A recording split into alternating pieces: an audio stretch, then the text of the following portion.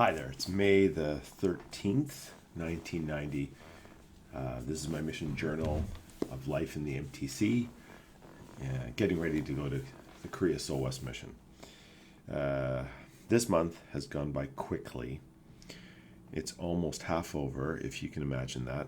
It's been a great and peaceful day.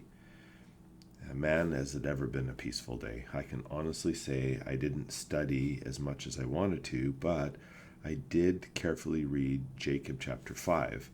At Jacob chapter 5, one of the longest chapters in all of the standard works. Maybe Doctrine and Covenants section 88, 776. There's a few others, but Jacob 5 is a tough slog sometimes, which is a very intense chapter.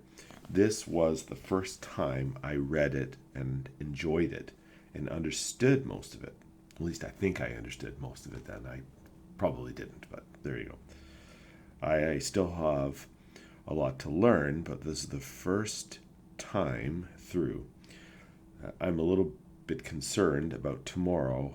I know that may sound a little irrational, but what I've come to realize is that as every day passes, I draw closer and closer to Korea. So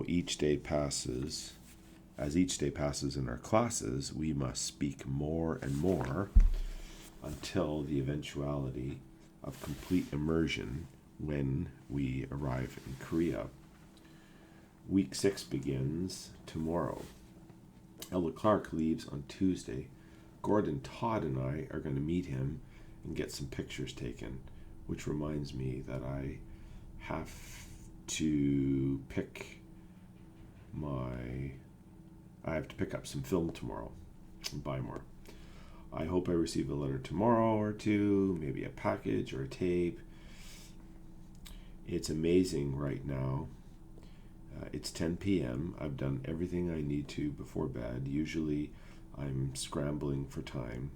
I guess I can read some more and just relax. We have a tough week coming up. Yeah, it's funny. And nowadays, so many of the students that I teach at school, and even my daughter Isabella and others that I know, talk a lot about this idea of anxiety and the anxious feelings that people have.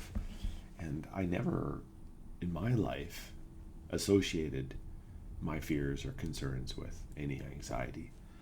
But I look here and clearly I was feeling anxious about going to Korea and feeling anxious about my responsibilities to learn Korean and everything I needed to do. And yet I'm so grateful that I had people around me and supports. I'm grateful that I had great leaders and friends and family that just continue to push me forward. And I was able to be successful despite having whatever that worry or that anxiety is. And I think so often now people don't do hard things. They don't push through. And that's too bad. That's too bad, because I think it's hard experiences like this that help us grow and learn.